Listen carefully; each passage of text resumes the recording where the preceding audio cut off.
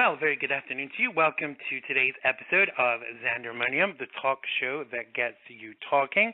I'm your host, Xander Gibb, and on today's show, I will be trashing Tinseltown and breaking down the hottest topics with my co-host, author Tyhe Egar, and in part two, we will be catching up with singer-songwriter Colton Ford. More to come in a mere moment.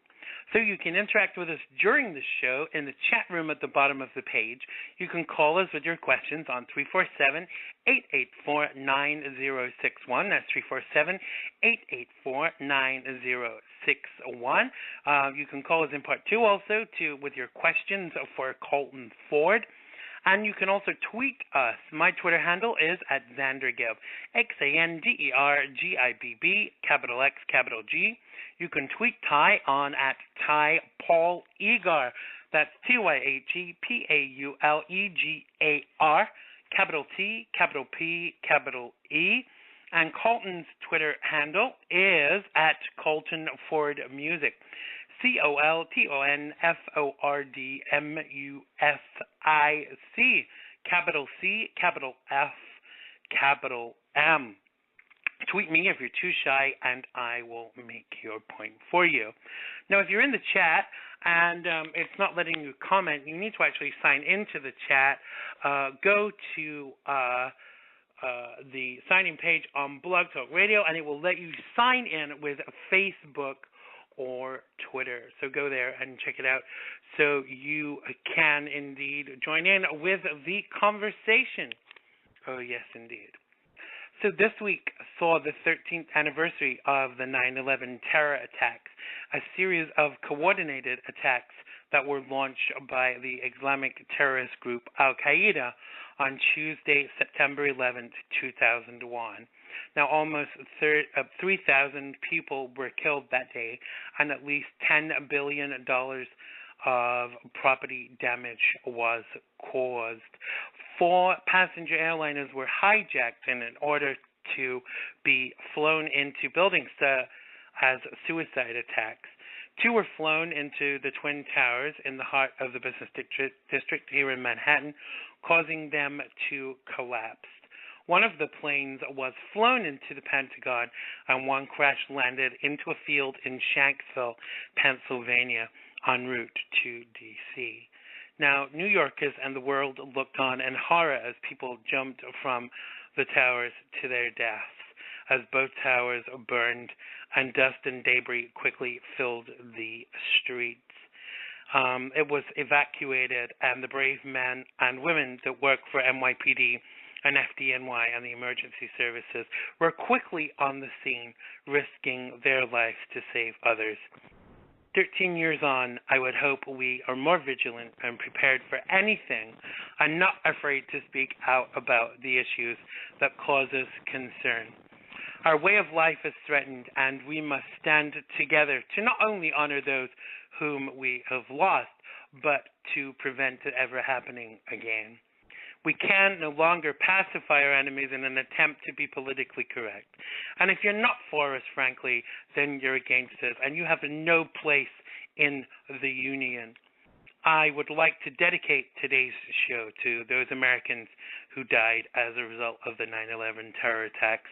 May you rest in peace and rise in glory. You can break our buildings, but you will never break our spirit. God bless America. Now, that was Xander's Soapbox. If you would like to come and get on your soapbox, you can email me at Xander@XanderGibb.com. That's Xander@XanderGibb.com. Come and tell us what is pissing you off, bothering you, or just really getting you irked in general. Oh, yes, indeed. So my guest today, my co-host, helping me to break down the broader issues in the news, is a broadcaster, writer, singer, and entrepreneur, the one, the only, the fabulous Mr. Tyhe Egar. Welcome to the show, Tyhe. How are you doing? Hello, I'm good. How are you? I'm back. I'm here.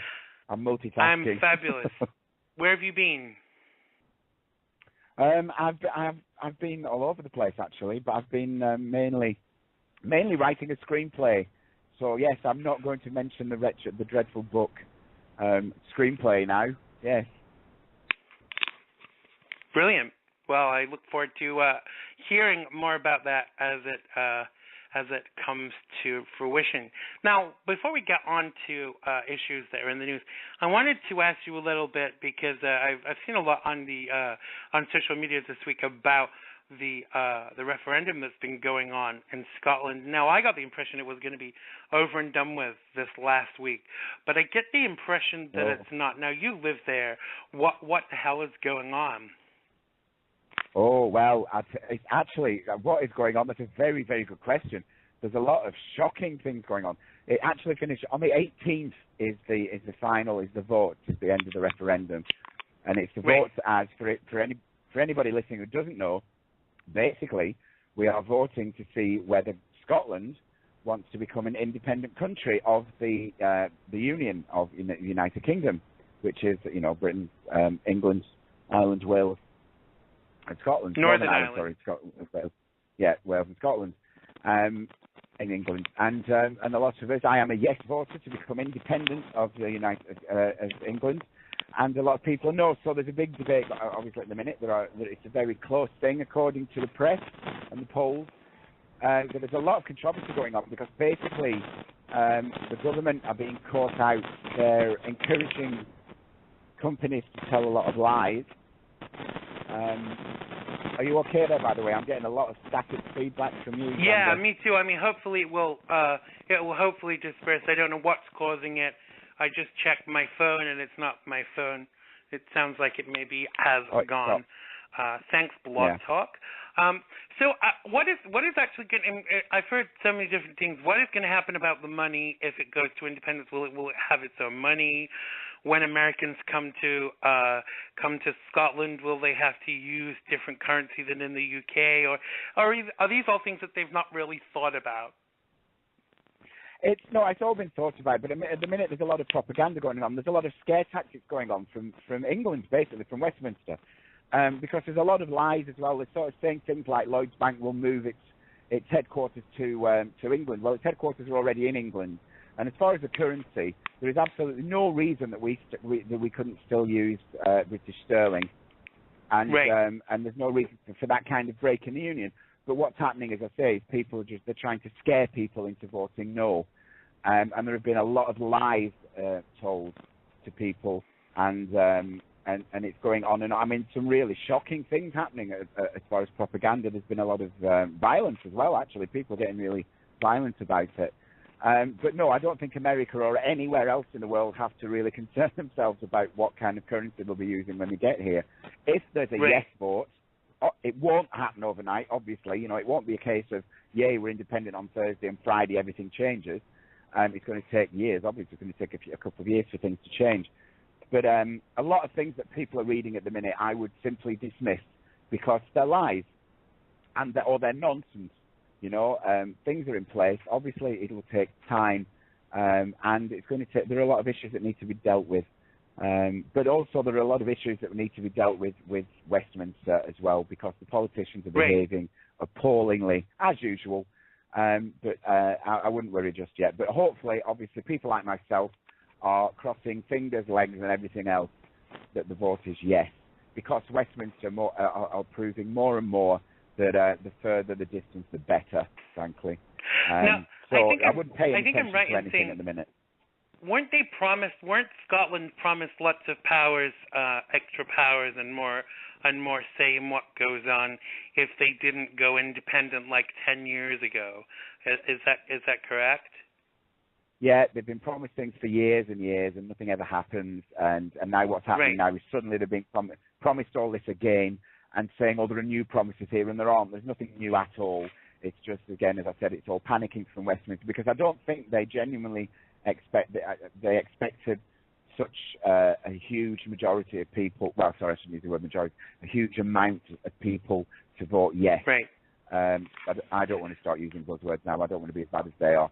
But by the looks of things, the polls are certainly showing that there are a majority actually at the moment of people, a small majority, but so far it is in the vote in the lead. Yes, is in the lead. slightly. So it's going to be really touch and go. So yes, they're suddenly offering all these new powers if we vote no, but they're not new at all. It's not, and you're right. Yeah, they've never changed anything at all. We would still be slaves. Do you think that part of the opposition from Great Britain, from the United Kingdom, even I'm saying Great Britain, but that's all of them. Do you think part of the opposition from the United Kingdom is a financial one, because obviously they will lose that revenue that they're getting from Scotland right now? Yeah, there's a lot of things, absolutely, because there's the oil issue, obviously, straight away. That would come straight back to Scotland because it's on Scottish soil, so to speak. Obviously, from the sea, you know what I mean. And trading as well, obviously, because there are a lot of countries who would want to trade with Scotland, but instead of that revenue being sucked back into Westminster and the crumbs being fed back to Scotland, obviously the revenue would be entirely Scotland to do with it. If they see fit. So trading would change dramatically. In the UK, the United Kingdom, but you know what I mean. So it would change things, yeah, absolutely, because Scotland, like New Zealand and like so many other independent countries that have claimed independence, would suddenly find itself in a far more powerful position to negotiate with the world, and wouldn't be on its knees to Westminster and England, hoping for the crumbs that it's going to get fed to it. It would be autonomous.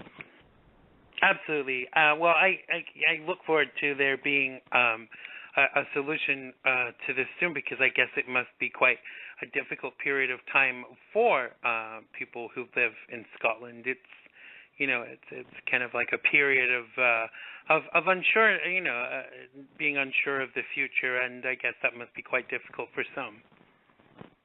It is. It's kind of, but it's the same as anything. It's scary, but it's also exciting. This could be, one of the biggest changes in history.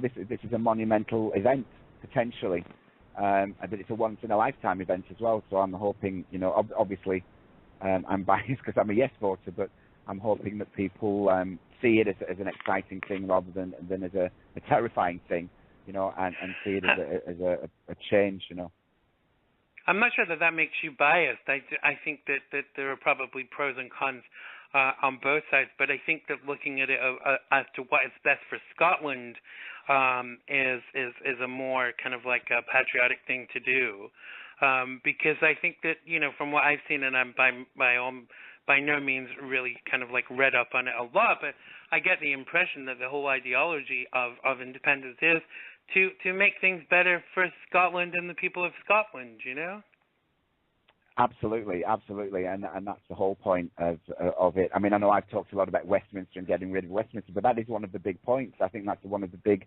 the big issues is for a lot of people is making that break from England because of the damage that they are doing. But also it's about, Scottish people are a very proud nation and they've every reason to be so. And there is no reason that they shouldn't be independent. And I know Joe's still talking about getting rid of Donald Trump, but trust me, he's the least of our worries. Joe, but yeah, it is. You're right. It's a very beautiful country. Scotland is an amazingly, it's a stunning country. But as I say, it's a very proud nation, and quite rightly so. But it is about making its own choices, yeah, and it's perfectly capable of doing that, and perfectly capable of trading with the world. It doesn't need to be. It just needs to have its hand held to do that, and I think that's the point of this. It's a big historic change, hopefully. Exactly. Maybe as things go along, you could kind of keep us updated, because I know that I kind of thought that people wouldn't be interested in America, Absolutely. but I've seen so many people in America that are actually concerned and saying things like, will we need different currency, and will we need to show our passports at the border if we go up to Scotland to buy a haggis, and so people are kind of like concerned about what's going on. So let's take a look at some of the more newsy items Sure. that have been going on this week. Now, one thing that caught my eye, excuse me, got a frog in my throat, which is, I suppose, better than a toad in my hole. Kanye West was hospitalized for a headache. No, not his wife, Kim Kardashian. Don't panic like you really would. Kanye Kardashian West was rushed to the hospital in Australia after suffering a severe, wait for it, headache, not even a migraine. Even after being given an emergency MRI scan, the rapper was back on stage later that evening. Reports suggest his emergency admission to hospital had potentially been quite serious. West was reportedly admitted to the hospital around 2:30 p.m. after suffering a headache while playing basketball and was given an urgent MRI scan as the doctor feared West, 37, had suffered a seizure. Kanye just had a headache and wanted to be extra clear for his show, a source close to the singer shared. It wasn't seizures or anything like that, and after a checkup, West left the hospital, recovering swiftly, and was back on stage within a few hours for his Yeezus show date at the Rod Laver Arena. West, who is in Australia with wife Kim Kardashian and daughter Northwest, that's a brilliant name, plays 2 dates in Sydney later this week and finishes his tour in Brisbane on Monday, September the 15th, like we care. So what's your first reaction to this news story, Ty? I think I think the entire family should be swept somewhere, quiet and calm, and left alone and forgotten. It's just ridiculous. He had a headache and he was given an MRI scan because he wanted to be clear for a gig. Well, if playing basketball is giving him a headache, right, stop playing basketball because it's clearly not good for your blood pressure. I get ischemic. I get ischemic migraine. I lose control of the entire right-hand side of my body. It looks like I've had a stroke, and I don't get an MRI scan. I just get told to lie down and take it easy. So I don't know what that's about. But seriously, really, he got a headache playing basketball. If I went for an MRI every time I had a headache, I'd be there every other day. I mean, I suffer quite badly with my sinuses, and one of the byproducts of that is that it gives you quite bad headaches. But I don't run off to the emergency room thinking, "Oh, I have a tumor," or "Oh, I've had a seizure." It's a damn headache. Get over yourself, Kanye. Now, when I first read this, I thought, he had a really bad headache. I was like, yeah, we know he married Kim Kardashian. But it turns out it wasn't her this time. Now, do you think any of this might be to do with the fact that he wants some free publicity for his tour? Well, I would hope so. I'm loving the voice, by the way. I don't know where you're getting it from, but anyway. But I would hope so. I mean, why else would you say, I've got a headache and I'm going to hospital? I mean, seriously, what is going on? But also, how is this a headline? Like the world, I mean, we've just been talking about, Scotland's going for independence.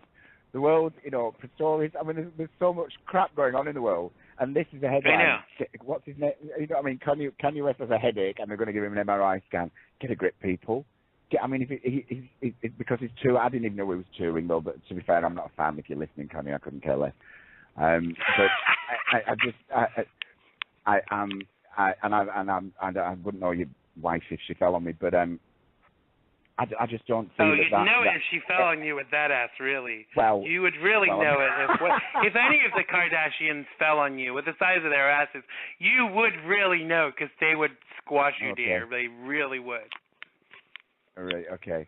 But, well, maybe that was the point. Maybe she wasn't sat on him and the pressure release caused the headache. I don't know. But oh, no, I've just visualized that. Sorry, I've given myself a headache. Anyway. Oh, gosh, don't.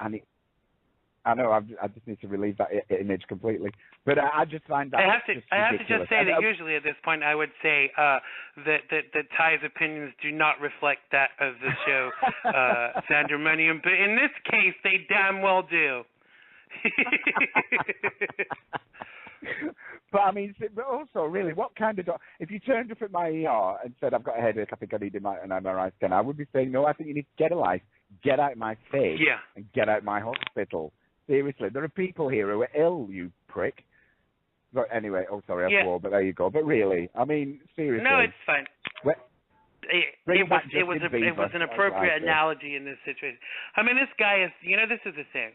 I happen to think that I'm a damn good singer and a damn good musician and a damn good writer, but I sit and talk about it and tell everyone how fabulous I think I am. And he doesn't. Some people think that if you are good, then you should be able to say it. But I don't think he's particularly that good.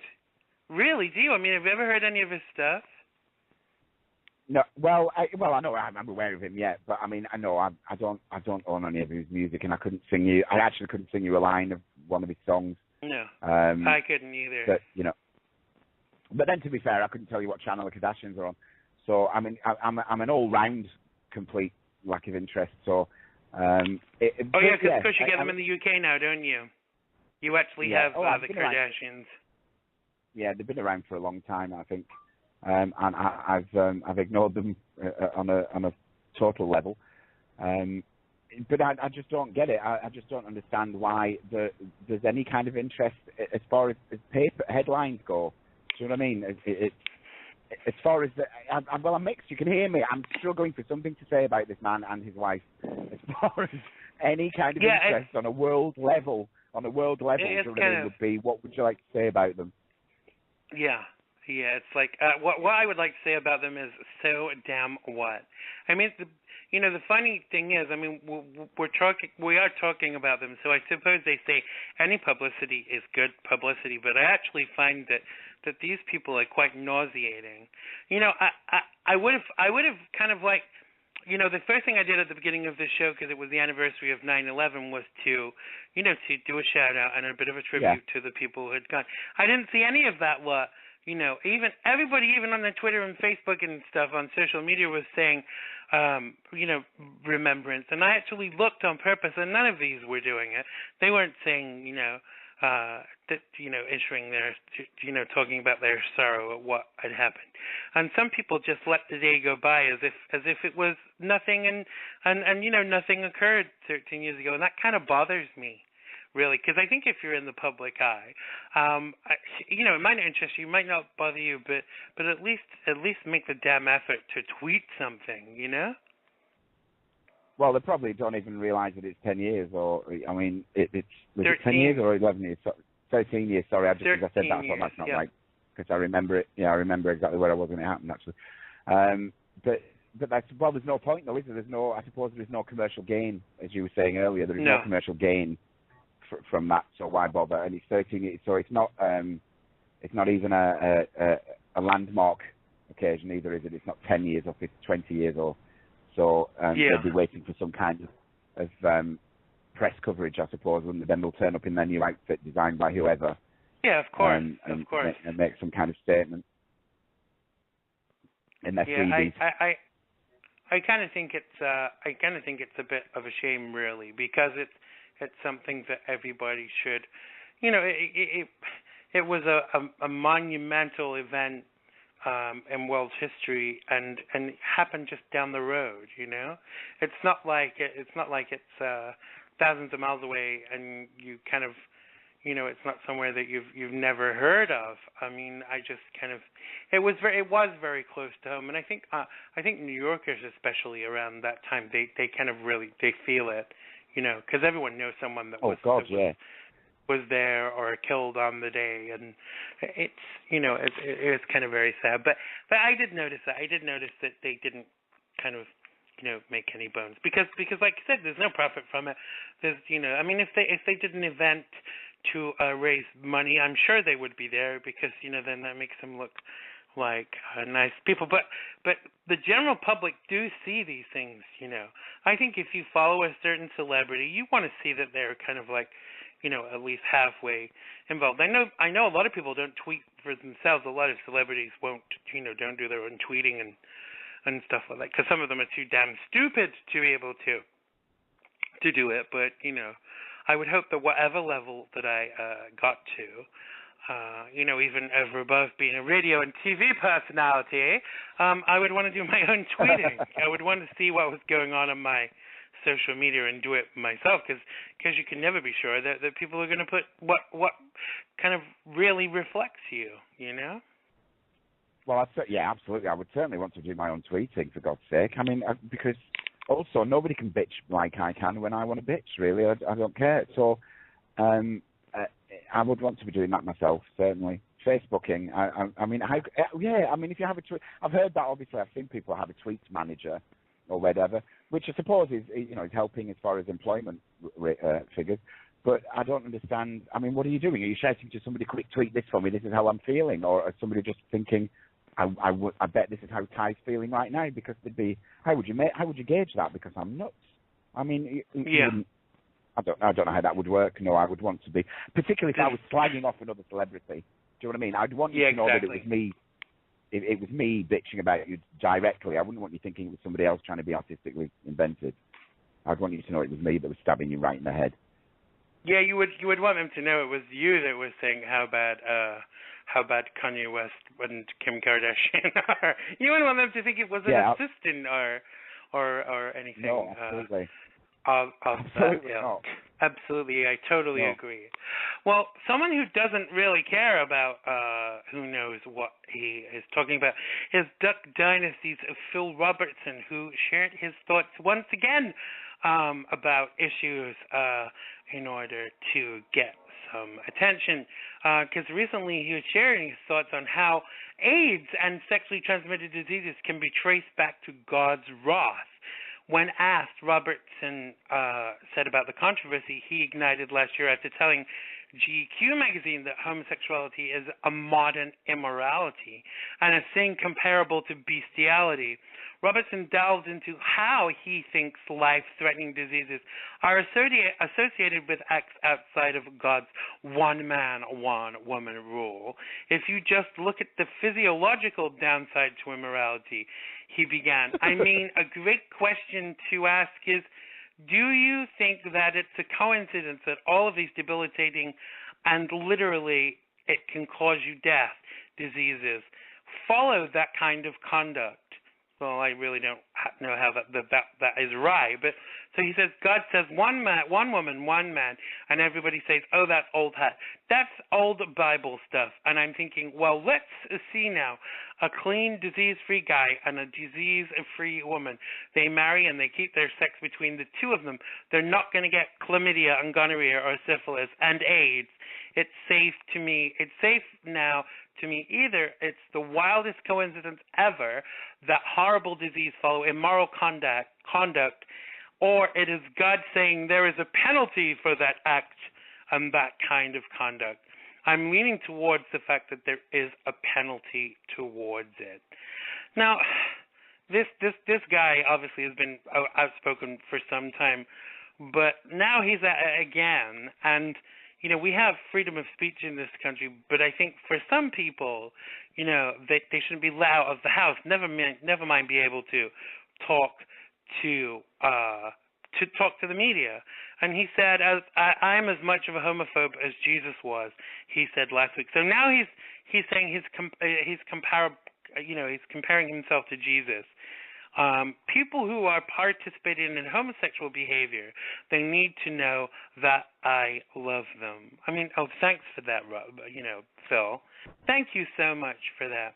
So, what is your response to this bullshit, basically? Oh, well, how long have we got, darling? Well, where to start? Is he saying... I know, but he's saying, right, it's modern day. So what's he saying, that we're new? Homosexuals just popped up over the last 2,000 years? I think he might be wrong there. We've been screwing each other for a very long time, Phil. But as far as it's nonsense, I've never had an STD in my life. Thank you very much. And as far as God's wrath, God, I'm just so tired of it. Not God's wrath. I've never met him, but I've never been hit by a thunderbolt. I've never had an angel tap me on the shoulder and say, stop it, which would involve the angel being behind me. I mean, that's a whole story, isn't it? I think we might write that book one day. As far as immorality, for me, chlamydia is what? It's an ancient disease.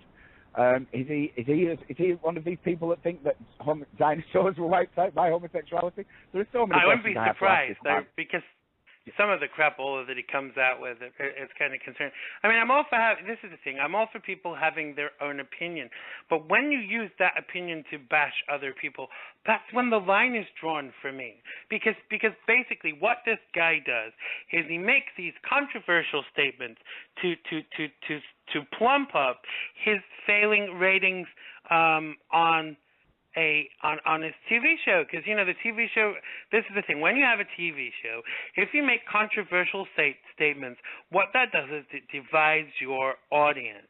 And if you can afford to lose lots of listeners, then go ahead and do it. But I don't think that he can. I really don't. No, but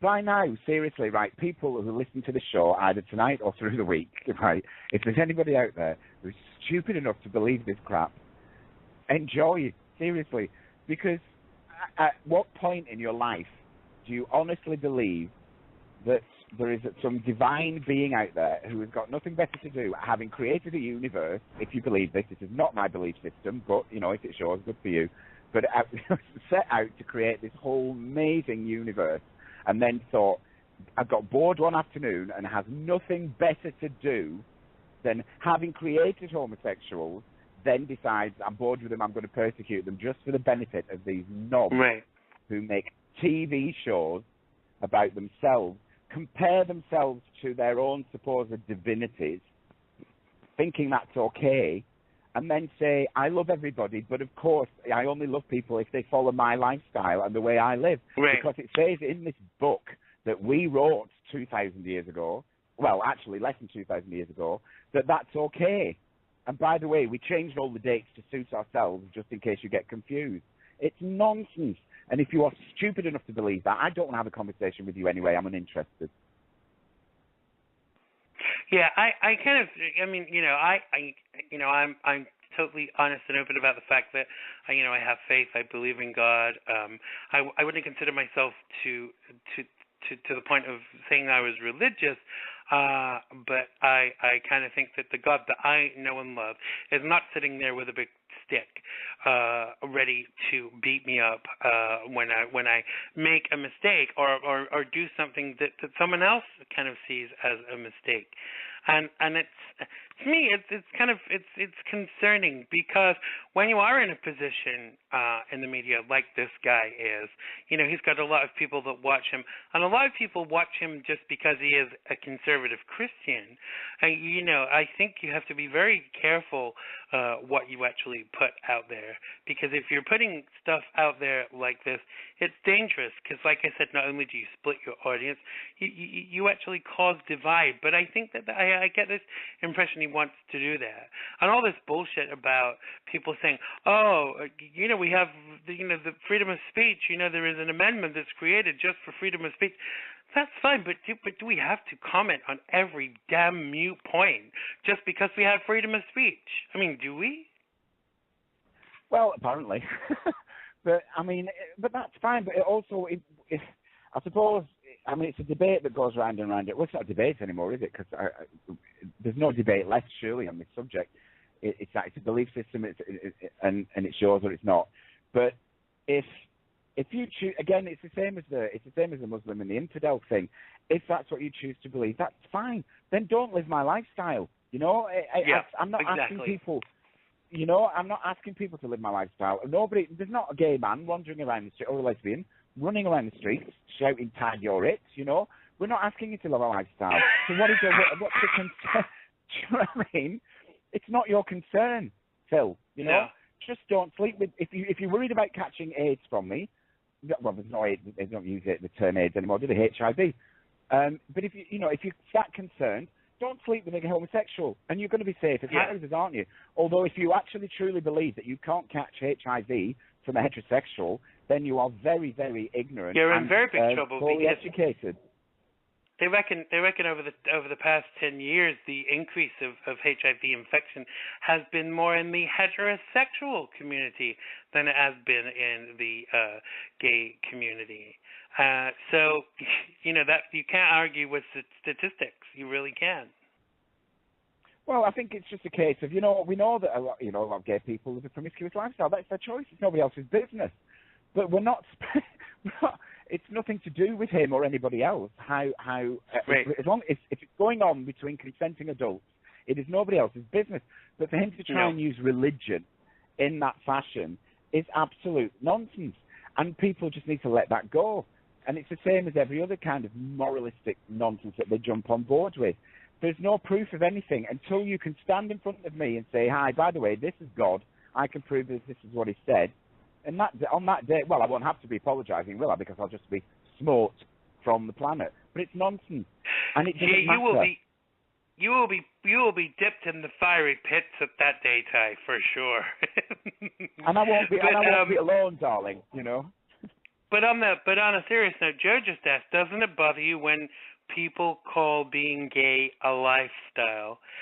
It kind of doesn't bother me. I don't like the phraseology gay agenda. That kind of bothers me a little bit.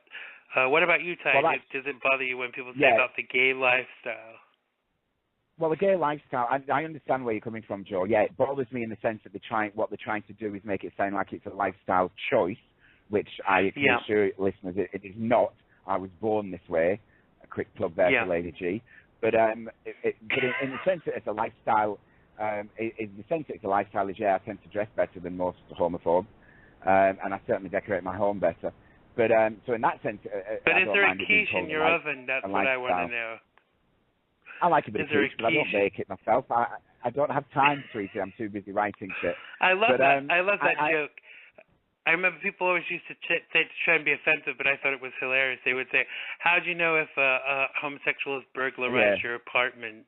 Because you come home, the place is immaculately tidy, the poodle's been reset, and there's a quiche baking in the oven." Quiche in the oven. Yeah, absolutely. I mean, such a generalization, but I think it's quite funny. Absolutely, but yes, and the gay agenda, of course, is that's to set fear in people's minds. That's insinuating that we have some. That's like calling us terrorists, basically. It's to set fear in people's minds that we have some kind of agenda that we're trying to turn. Yeah, because of course, when we were given our fag badge and invited into the club, we were all told we had to make sure we recruited every straight man, or we would have our fag badges taken away. You know? I mean, absolutely. It's hilarious. And I'm here to reassure you about that because I don't want ugly men in the club. Thanks. So don't worry about that ugly guy. You're safe. Yeah, sorry, dear. You're too ugly to be gay. Yeah, so there you go. So ugly men of the world, you are safe. Don't worry. Yeah, absolutely. Don't be worried. We won't be.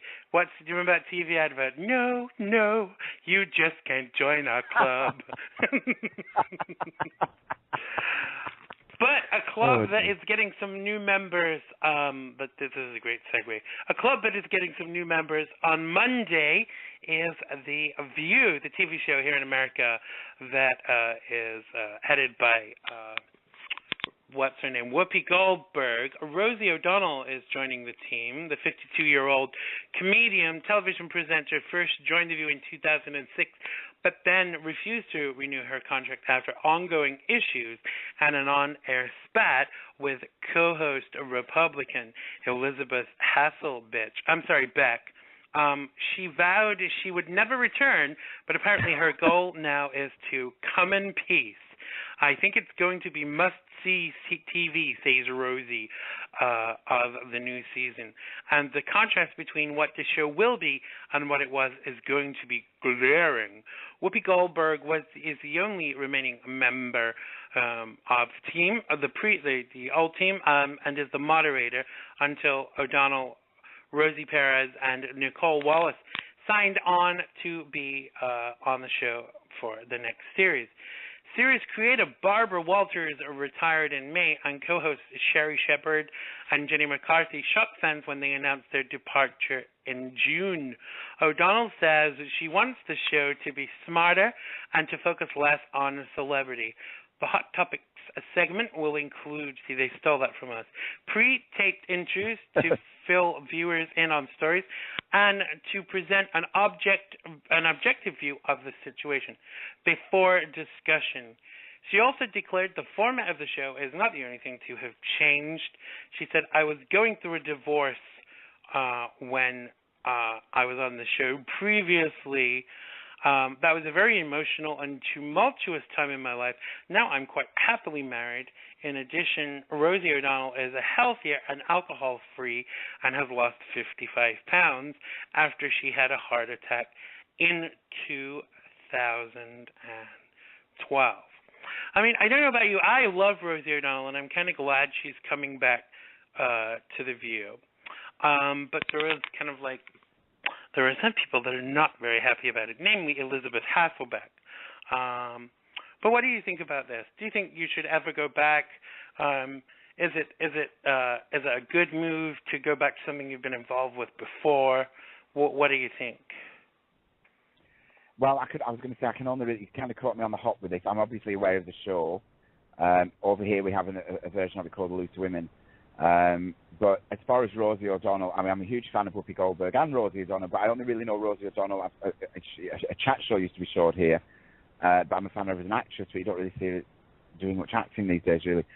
As far as going back on a show like that, I mean, it depends why she's going back. If she's secretly going back to just piss this person off, then it would be a shame.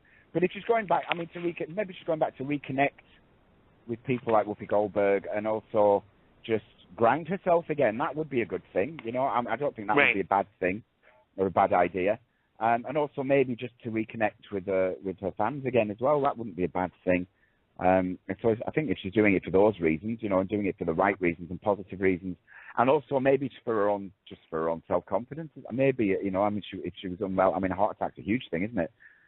You know, coming kind of shaking hands with your maker almost is gonna ground you or freak you out. So maybe it's just her way of reconnecting.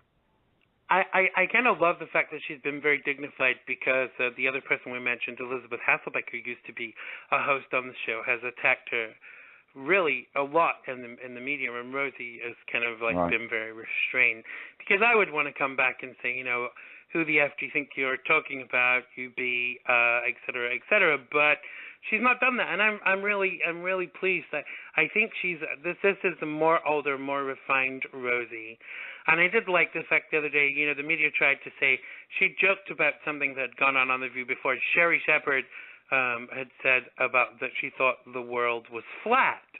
And obviously people thought that was hilarious because obviously the world is round. But they said something, they tried to make out that she was attacking Sherry Shepherd. And again, she wasn't doing that, you know. And I think that the media love to stir things up. But I'm really glad she's coming back. You know, Joe's saying in the chat room she's very excited about Whoopi and Rosie being on The View, and she said Joe says that she's going back because the show is supposed to be more like what she signed on for, I guess, when she signed on originally. And I think, you know, I think it's a good thing because I was sad when Rosie left. I am a fan of Rosie's. She's obviously got taste and discernment because she follows me on Twitter. But I do love Rosie O'Donnell. I am a big Rosie O'Donnell fan. I don't care who knows it. But where do you think all this jealousy and stuff comes from? Because, you know, like, you know, I just got an opportunity. I just got a TV show, but you've not been bitchy about it. You know, I mean, I know you're involved in stuff, but you could have been really bitchy with me about stuff because you weren't offered the same deal. But you weren't, because when you actually care about people, you don't need to be that, you know, vindictive, do you? Surely.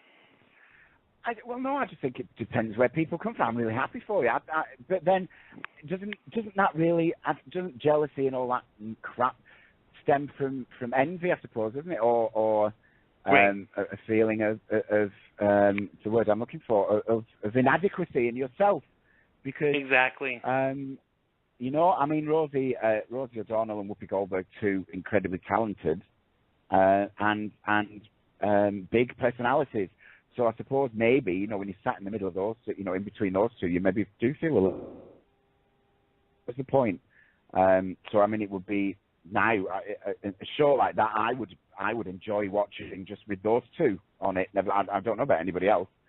Those two personalities alone, I'm a big fan of both. So yeah, I would enjoy just watching those two host a show in that kind of format. But yeah, envy, I suppose envy is it's a soul destroying thing, isn't it?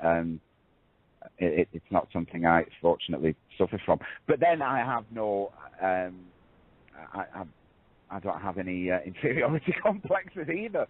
So me either. Because I don't know what it is, but I've always kind of, no matter how far I get, or no matter how much I climb up the echelons of the entertainment industry, I still want the best for everybody else. And everybody that's been involved with either the radio show or the TV show, I've always tried to bring them along and get them involved and get them credited and things like that, because I don't understand this kind of like.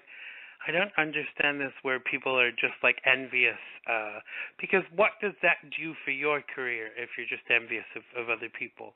It doesn't get you anywhere. It doesn't take you any further. In fact, I think it stunts your progress, really.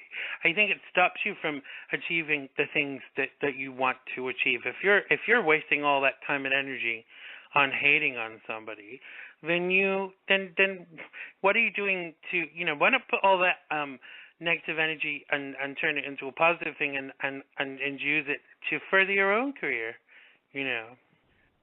Well, absolutely. But I mean, as you're saying as well, I mean, you've gone. I mean, that's an amazing achievement. You've now stepped into television. But I mean, as far as broadcasting, you brought me into this. You brought me into broadcasting. I started out I'm a musician and writer now. But you brought me into this as a producer. You've taken me into the TV show as an executive producer, which is amazing. Which is something I never thought I'd get into. So that I have you to thank for.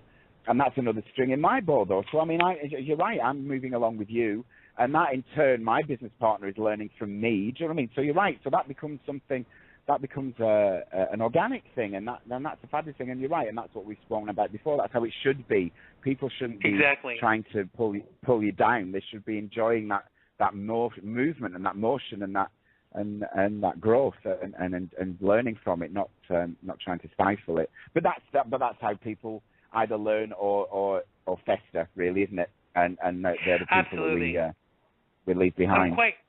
There's enough room on my bus to take people along with me. But I think that really, if people are not prepared to work with you, if they just want to work against you, then you can't take them along with you. You can't, because not only does that make them dangerous, it actually affects your success too. And I think sadly, long term, you have to cut those people out of your life, not even just professionally, but socially, even in your family. Totally. You have to. I've heard people say, if you have cancer in your foot, you cut off your foot before it spreads to your knee. And it's kind of, I think it's like that with relationships too, whether it be business, personal, whatever it might be. You have to cut cancerous people out of your life because it grows. It really does. Absolutely. Well, and also that is definitely, and also, I mean, Colton, who's on very shortly, was actually put a Facebook post up about that yesterday. I think was saying, having, sometimes you have to let go of friendships, however long you've had them or however hard it is. For whatever reason, right. Because you do sometimes you just find that negativity is eating into your life, and you've got to stop that happening for whatever reason it is, or it may be because it's just not acceptable, and it starts to pull you down, and you can't have that because you've got to look at that and go, hey, wait a minute, what's going on here? This is not my issue. This is not my problem. No. And the people around you can't deal with that. And yourself, it's happened to both of us. When you get success, sometimes it's not you that changes; it's the people around you that change.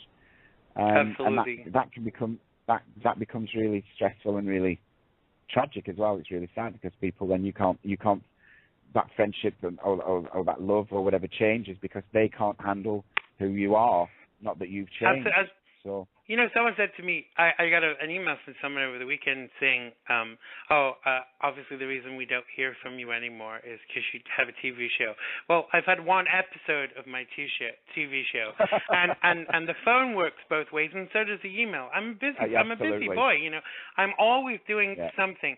If I'm not writing for the next episode of one of the shows, I'm researching. If I'm not researching, I'm always doing something to kind of like further my career. And I know friends of mine listen to the show. You have my number. You can call me too. It is a two-way street. I can't. Absolutely. I can't always remember to call people, and it's a shame. I wish I could. I love all my friends dearly, and it's very hard that when you have got a lot going on, that you don't get the time to do it. On Wednesday night, I actually took time out on Wednesday night. I haven't been out for so long because I've been putting so much into the TV show and stuff. I actually went out for karaoke. My sister was doing a gig, so I went off with her, and I had a great night. And it was great to just get away and not be writing anything, not be doing anything, and just like socialize.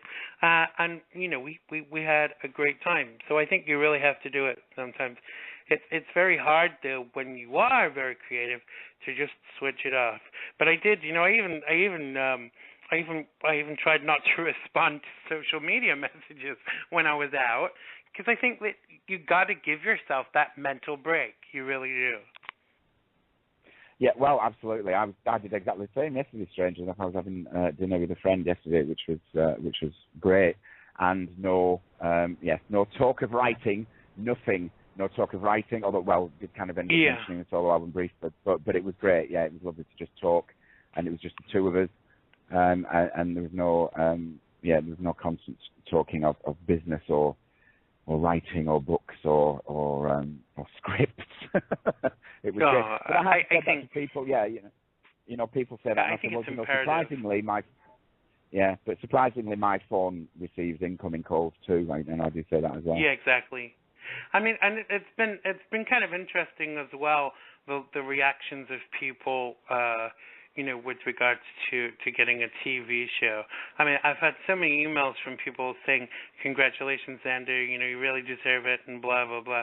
And other people, for whatever reason, whether it be because they're afraid to do it or they think it might seem like sucking up or whatever, you just kind of like don't hear from them. So it is kind of a two-way street. I'm not psychic as much as I would like to pretend that I was. So I can't see into the minds of all my friends and stuff. And even fans, because obviously I have a work email through the website and stuff. Even fans have come to the page and and sent messages on the contact sheet on the page and said, we're really happy for you. So those kind of things to me speak volumes. But I don't think I'm a big star or anything like that just because I've got a local TV show. I mean, and even if I was a big movie star, I still want to. Am I not still the same person I was that you met 25 years ago? Really? You are. He really is, by the way, for people who are listening. I can promise you he's not changed at all.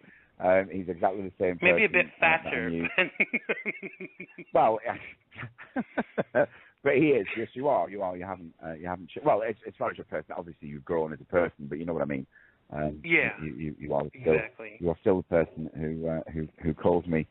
And I end up with spending 3 hours on the telephone because, believe it or not, even though we right? the show constantly together, we still spend about 3 hours through the week talking on the phone constantly. So so we still have that kind of friendship going on as well.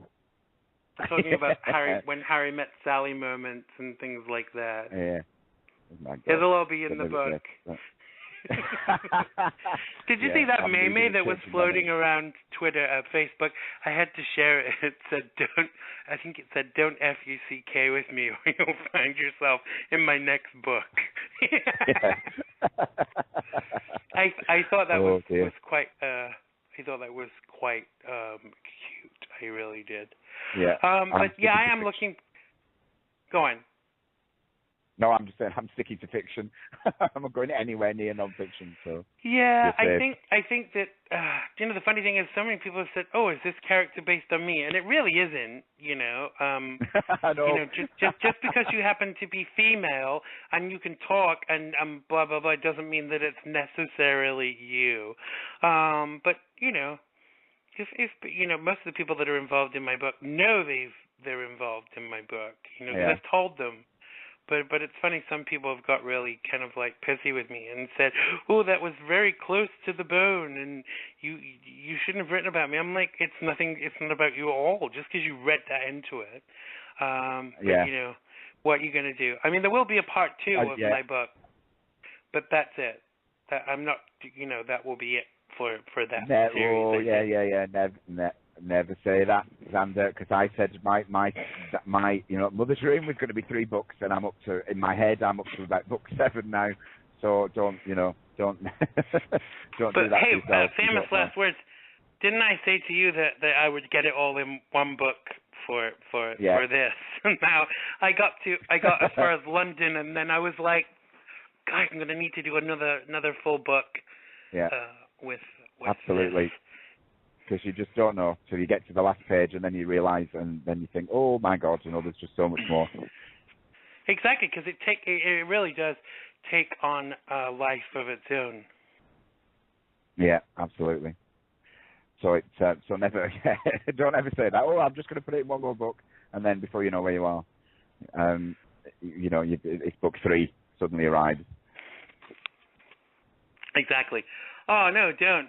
I mean, my sister even suggests. She said she said I have to do like a returning to the U.S. because I came back here to live about 10 or 11 years ago, maybe a bit longer. And she said, oh, you have to write about that and make sure you get everybody in from there. I'm like, there's other things I want to do. There's other things that I actually want to write that I've got planned and stuff. But I suppose you have to go with the demand, but or they kind of lose interest. But look, that's what happened to me. I mean, with Mother's Ruin, I literally have a book full of kind of synopses, if you want to call them that, for about 20 other stories. There's one book I really want to write. I've got the idea, because I started life as a horror writer. Well, I started writing as a script writer, but I mean, I started, my story is a horror. I didn't know I was going to write a sci-fi novel. And all these stories I want to write, and Mother's Ruin, the Reclamation Wars, I should say, have taken over my life. They've taken over my head. And I've got all these books now that will just be the Reclamation War, and I have no idea when they're going to end. So, and as I say, I didn't know I was going to write science fiction, because I would never, if you told me I would write science fiction 5 years ago, I'd have laughed at you. I didn't even realise I had it in me. So this entire cycle now, the Reclamation War cycle, is all that's in my head, apart from the TV series that I'm screenplaying. But again, which is science fiction. So who the hell knew that was coming? So you just have no idea. This stuff takes, it gets a mind of its own. Literally, it takes a life of its own on in your head, and before you know where you are, you're writing it. I think the beauty of writing is, and this is the first book I've written. I mean, I've obviously written plays and musicals and stuff, and TV shows, but this is the first book I've written, and where it didn't go where I wanted it to go. It took a life of its own, and just things happened, and I was like, that wasn't how it was supposed to be. Do you know what I mean? It just kind of like it took on this life of its own. And I really kind of like had no say in it. It's like the characters were saying, "Screw you, Xander. This is what we're doing. You just write it, okay?" Absolutely. Because I said to you as well, one of my characters, something happened to one of my characters in Mother's Ruin, and I didn't realise it was going to happen until my fingers typed the word, literally. And I looked back up at the screen and went, "Oh, okay." Didn't see that, and I genuinely didn't see it coming. And I'm writing it, which might sound really strange to people who are listening, but try it. It was bizarre. My subconscious took over the story completely, and I had just for that brief kind of moment, I had no control over where the story was going, and that was it. So it took and that really twisted the whole story in a different direction, and I didn't see it coming. And I'm the writer. I don't think you. I don't know. It's to me, it's just kind of. It's amazing how it just takes you and kind of pulls you along this journey. It really is. Yeah. It's so. And for me now also book 3. I haven't even finished book 2, but now I know exactly what book 3 is going to be, and it's about it. Well, I'm not going to tell you, but I've told you, but obviously I'm not going to say anything now. But it again took me completely by surprise as to what. And I went, oh, okay. I genuinely did not see that coming.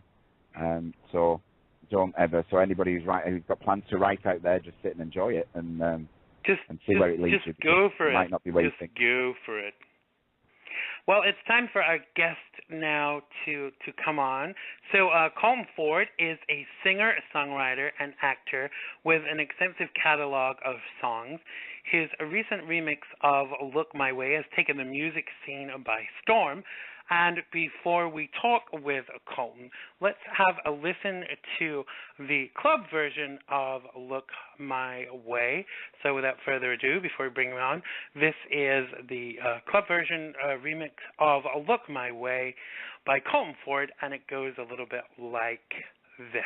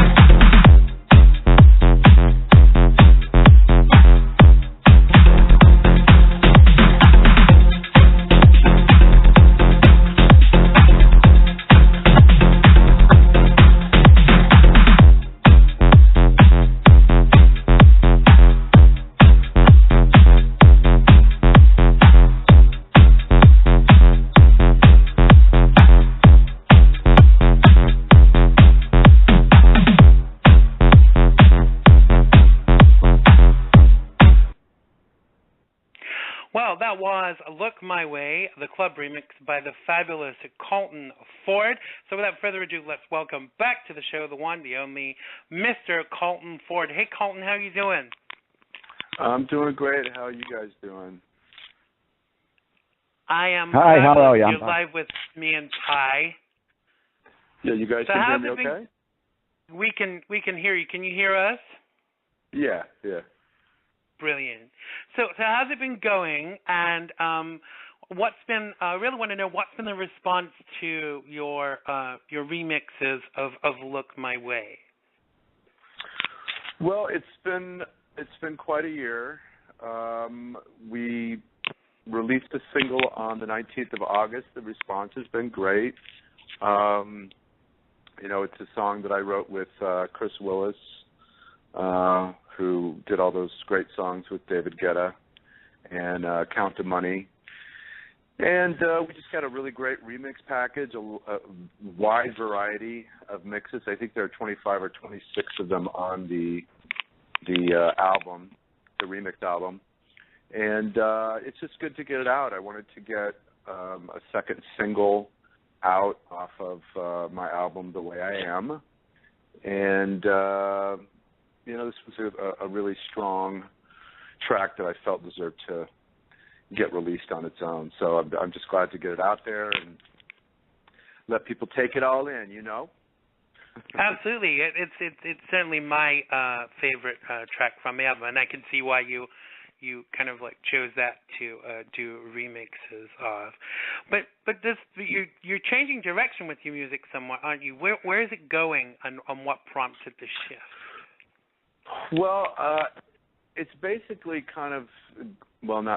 going back to my roots.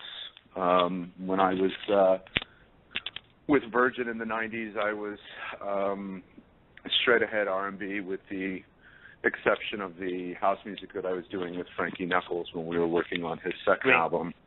But I'm an R&B soul singer. I mean, that's really who I am.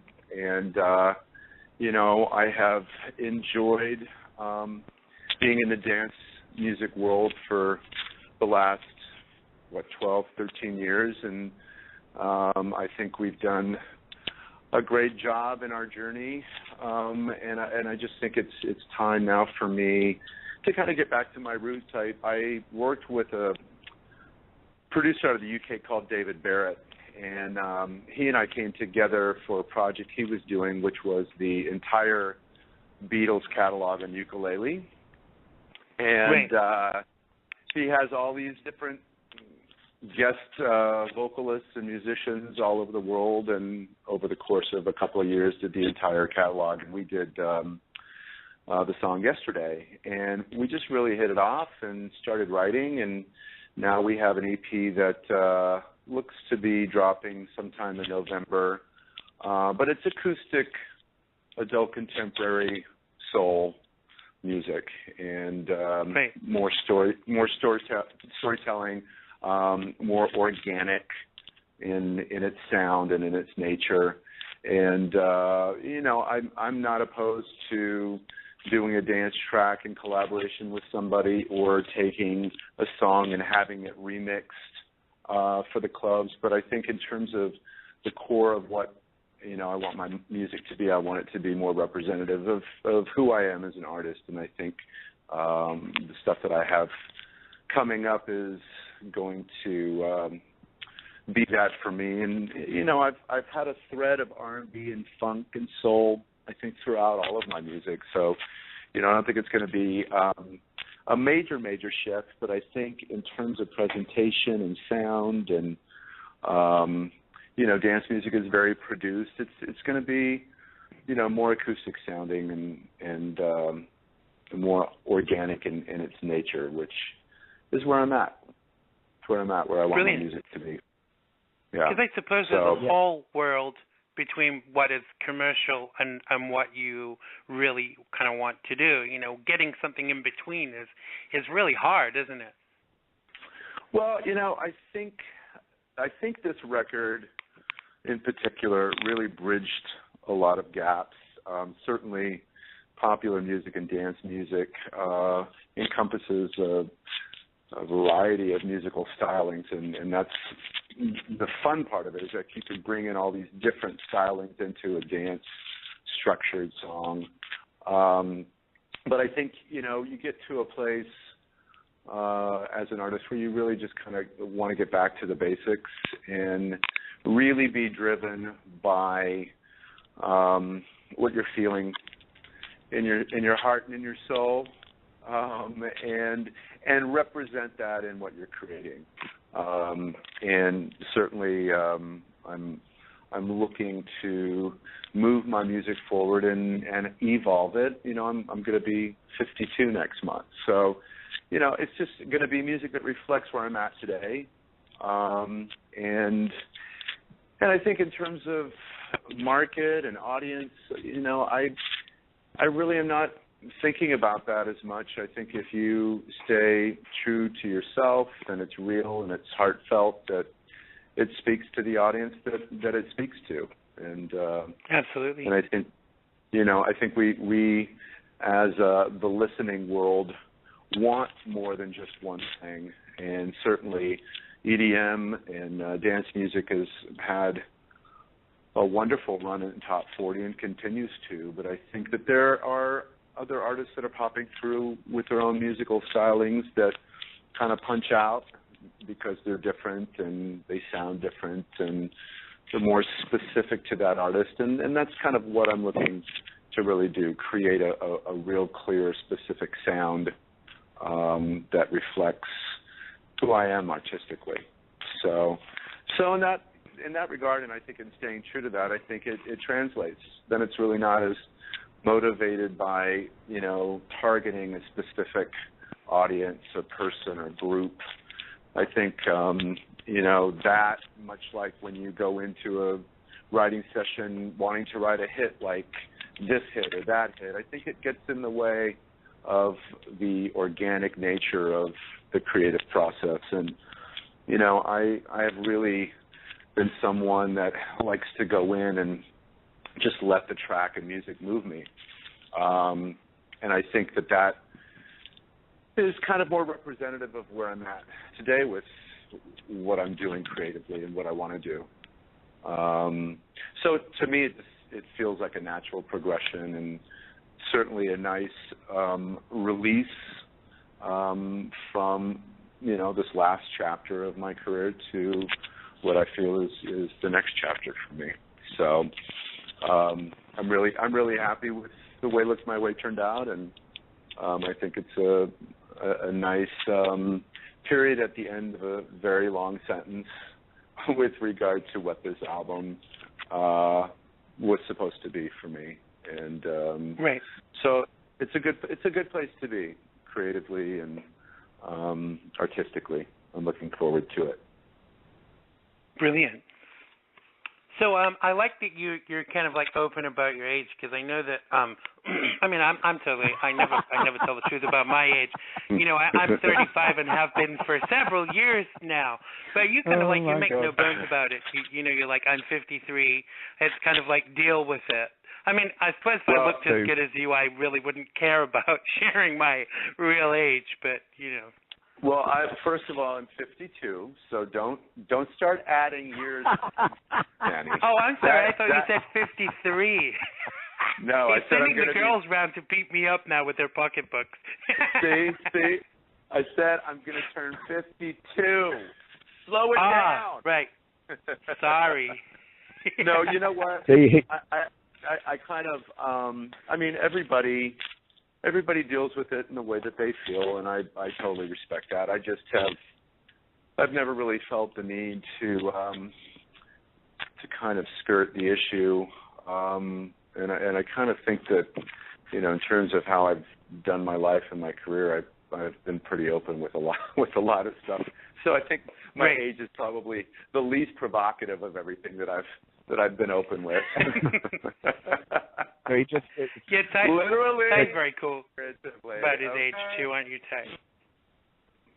I was going to say, Colton, you see, Xander loves this because he's the youngest of the three. So I'm 48, I'm 49 next time, and he loves the idea. He's sat there now because he's the baby of this trio now here, so that's why I'm laughing.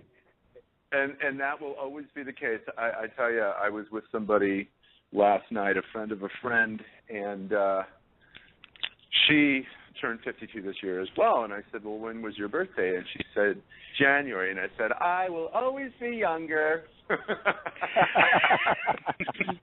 Sorry. Even if it's 10 months, I will always be 10 months younger than you. See, it's not we all do it, Tyhe, you see. It's not just me. It's right, but, go ahead, Tyhe. I'm with you. I'll just say I'm with you, Colton. I don't care. I'm 40, but I'm 48 and I look fabulous, so I don't care. It's you've got to live it to love it, haven't you, really? I think that's the other thing. I think,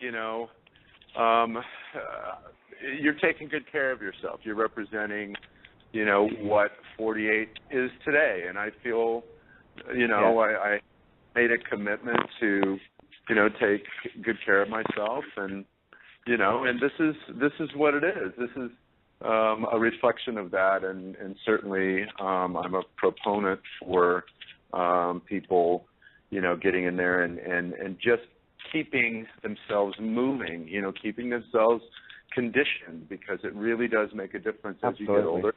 Because you start dealing with shit. I mean, my body's changing, of course, and I certainly don't want to get so caught up in the fact that I'm, in the middle part of my life. I hate that word middle age. It just sounds so yeah, absolutely. So archaic, so like way back in the day, like in the dark ages. But I want to do what I can to keep myself active and healthy and, and as fit as I can be, but also feel good and not get so caught up in that I don't enjoy the fact that I've lived 52 years. You know what I mean? I think oftentimes we can get so tunnel vision with fighting the aging process that we don't really enjoy being the age that we're at. And absolutely. 52, wow. But in fairness, 2 years. In fairness, that's easy to say if you look as good as you do, Colton. I mean, if I looked as good as you, I wouldn't care if I was 75. But I don't. I unfortunately. appreciate that. But I will say to you, when I hear that, I mean, I hear what you're saying, and I appreciate that. But it's fucking work. I mean, it's not like, people that have maintained a certain aesthetic don't put forth the effort. I mean, it's a commitment. I just chose to make the commitment. Absolutely. And there is no judgment in either choice, because everyone has their right to choose whatever they feel is best for them. But I find that sometimes there is some venom out there with regard to it. And and I always find that a little irritating, more than a little irritating, a lot irritating. It's like, it's a lot of work. It's a commitment. There are days that I'm challenged motivationally, but this is something that I've done for myself, and I embrace it. And if you choose to do something differently, that's okay. But don't come at me if your choices are different, and maybe you're in a place where you're looking to do something different with those choices. I mean, it's everybody's life path, and wherever they go, that's what we have to embrace. So I appreciate what you're saying, Zanny, and it's just been a long journey with regard to keeping myself in a condition that I wanted to keep myself in. So it certainly is not without an effort. No, absolutely. But I get that as well. You get a lot of negativity, because I get that. I spend kind of 5-6 days a week in the gym, and which obviously is what I choose to do. I see a personal trainer twice a week, because sometimes I need a little motivation. But I get that as well. You wake up some mornings, and think, oh my God, I can't be bothered. But you've got to, you make yourself, obviously, just get up and go. But you meet that people as well who try and kind of talk you out of it, or you get that negativity from people who saying, oh, you're looking too thin, or you should put weight on, or whatever.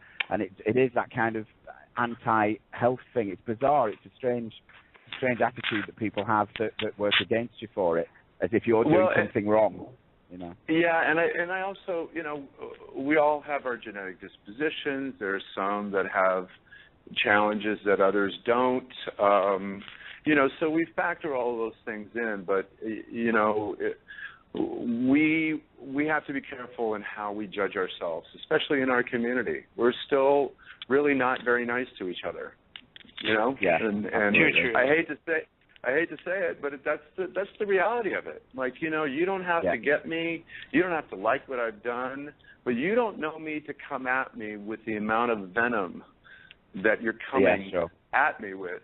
And I think it's always kind of been a bone of contention for me in that, I think we as a community can all relate to the shame attached to being who we are, the fact that we have been told we're not entitled, we're not worthy of God's love, we're not worthy of love, we're not, we're not okay. And I think instead of coming together in that understanding of what that feels like, we kind of repel from it. And, some people may not be getting into the trenches to figure out why they still feel, shameful or whatever it is that they're feeling that's causing them to feel bad or angry. And I think, for me, that's been a wonderful thing in the work that I've done in therapy. It's like I don't want to feel any less entitled than I should feel, being entitled to the life I was born to. Right. Absolutely.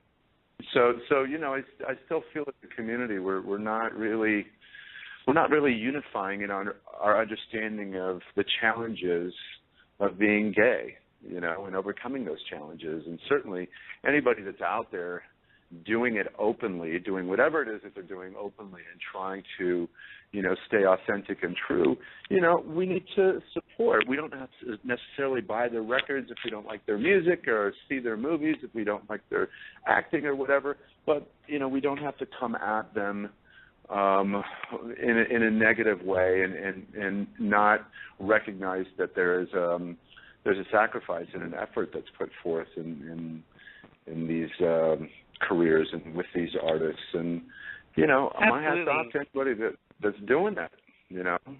And I think there needs to be a bit more of this live and let live attitude, because there's so much pomposity around nowadays. I mean, even a few months ago on the show, we were talking about gay marriage, and I got hate mail because I didn't agree with gay marriage in exactly the forms some other gay people did.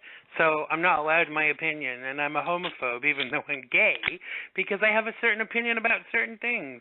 But when did we forget that we all need to just live and let live, and let people be entitled to their opinions and choices and all these kind of things, or has it always been there, Well, and no one responds well when they're told that they're not entitled to be who they are or do what they want. So, be very careful if that's the message that you're putting out when you're talking shit about somebody else. It's like, hey, you may not think that a 52-year-old should be doing this, but more power to you for going for it. You know what I mean? It's like it really is one of those things that I think we've kind of gotten lost on our way and have forgotten that, we all have experienced homophobia. And yet, when we put that energy onto our brothers and sisters in the gay community, we're perpetuating it. We're not doing us any good. It makes us look like that we're not united. And I find that just a waste. It's a waste. I find it incredibly confusing as well. I'm not really quite sure what the point of it is either. It's like, well, hang on a minute, who are you attacking now and why? And what is the point of it? And why have they made you so angry as another gay person? Simply because they've chosen to do this in a different way or a different style. And that animosity and that anger doesn't really serve any kind of purpose. That has always kind of confused me. And you're right, it also ends up making me quite angry as well. Well, I think that there's a lot of stuff up in it. Certainly, I think when you put yourself out there and you take risks, you're putting yourself in a position where you're going to feel scared at times and fearful and the uncertainty of it. So I think it takes a lot of bravery to go for it and move through those concerns and basically do the thing that, is scary to us all, which is putting ourselves in a position to be judged. So, right.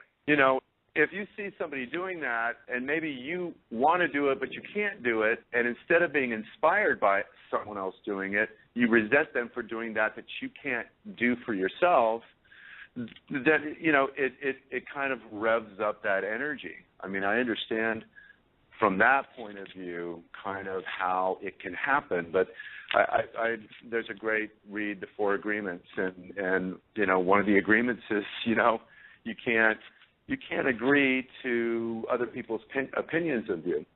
And oftentimes, and when people are talking shit about somebody, they're actually really revealing more about how they're about talking themselves. to them. Right. Oh, yeah, and totally. Exactly. And I feel that's absolutely true. And I think that the sad part of it for me is that, we as a community, if we're empathetic and understanding, which we can be because we've all had the same perspective, then we can kind of come to each other and lift each other up through it, as opposed to making it harder on us by exactly like dogging each other out. It's like it's just counterintuitive to me. But I take on that attitude, Danny, and certainly, I'm subjected to the same shit everyone else is on the media and the conditioning of what we've been taught and told growing up, and all of the things that we agreed that were our reality when we were younger. We're in a different place, and now I, like you, it should be a live and let live. Life's too short. Who gives a fuck? Like, really, exactly. seriously. And I think the impetus is on us as individuals not to kind of take on this. And we talked about this earlier in the show about not taking on the negativity. I mean, the first episode of my TV show was on Friday, and I've even had friends saying, "Oh, don't you think you're a bit fat for TV?" And my response is, "Don't you think you're a bit jealous to be my friend?" Because I've got a great opportunity, and most people have been really positive and said, great, good for you, Dan, I'm really pleased for you, blah, blah, blah. But some people have kind of taken the opportunity to be bitchy about it. But I can't own that. I can't take that on board, and I cannot allow their negativity to seep into what I am doing, because I think you actually come down to that level then when you do, Well, when you react to it, then you join them. I agree with you. And bottom line is, it's another prejudice. It's another stereotype. Exactly. It's something that's not based on anything real. It's just based on bullshit chatter. And for me, with regard to those people who are your quote unquote friends that are coming from that place with you, I would ask, what's going on in your life that's not right? Because exactly. as a friend, if you see me doing something that, again, like I said a little earlier, that it requires me to put myself out there and put myself on the line and make myself vulnerable, and as my friend, you see that I'm doing this and you support me as a friend because you love me, then you would support that effort. There wouldn't be exactly. this, you're too this, or you're too gay, or you're too butch, or you're too whatever the fuck. I mean, it's all just a bunch of shit. I'm always too butch. That's the problem. Well, I mean, it's been really intimidating for me when I do the I know. show. I thought you sounded a little intimidated, Colton. to deal with your butchness. I know. Tyhe has the same problem as well. Every week he's like, it's like, Xander, stop being so damn butch. Well, listen, hard. we're getting to the end of our time together, but I wanted to just do a really quick fire questions round with you, if you're cool with that. Sure. All right. So basically, I asked you a question. although I don't know Go where on. we could go. We've been going really deep already with this conversation. I know, So, but wait till you hear the what's left? questions, because you really might be surprised. And don't talk about going deep in front of Ty, because he gets all excited. Okay, right. Oh God. Here we go. All right, so He can't. all right, Well, so go let's ahead. do these quick fire questions. So the idea is I ask you the question, you tell me the first thing that comes into your head, and we'll start God. now. What question do you most hate to be asked? Oh my God, what question do I most hate to be asked? That question. Yeah, probably that question. Oh, that stumped me, didn't it? Okay, who is your idol? I mean, who is? I don't really have idols. I mean, there are people that I look up to. Certainly people in my family and some of my close friends and Oprah. But in terms of idol, of course, I have to say Oprah. All right, and well, of course. But yeah, I'm not really like getting with the whole idol thing. To me, that's right. not real. The idea is it's quick fire, so let's keep I don't give a fuck. answers coming quickly. Good answer. I noticed. All right. Favorite TV show? The Comeback. Frasier or Seinfeld? Seinfeld. Tacos or sushi? Sushi. Madonna or Lady Gaga? Lady Gaga. Worst movie you ever saw? Another gay sequel. I love that movie. I watched that last week. I own a Walking copy of that Dead movie. or Breaking Bad? Breaking Bad. Rice or pasta? Pasta. You find $50 in church. Do you A, keep it, B, give it to the minister, or C, do you give it to the homeless guy in the street outside? I would probably give it to the minister in case one of the people in his congregation comes back and says, "Hey, I lost 50." Right. Okay. Paper or plastic? Paper. Which three celebrities, living or dead, would you invite to dinner, and what would you serve? Judy Garland.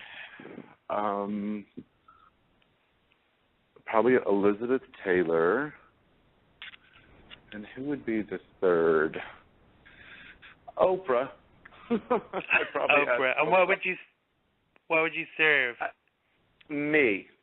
Next question. Okay. Well, that's a very tasty option, I must say. All right. The Cosbys or Fresh Prince of Bel-Air? The Cosbys. Oprah or Dr. Phil? Well, I think I've been consistent with Miss Oprah. Right. Okay. If you found a coin with the date 10 BC on it, would it be authentic? No. Okay, good. Which celebrity could you willingly slap? Get me a pen.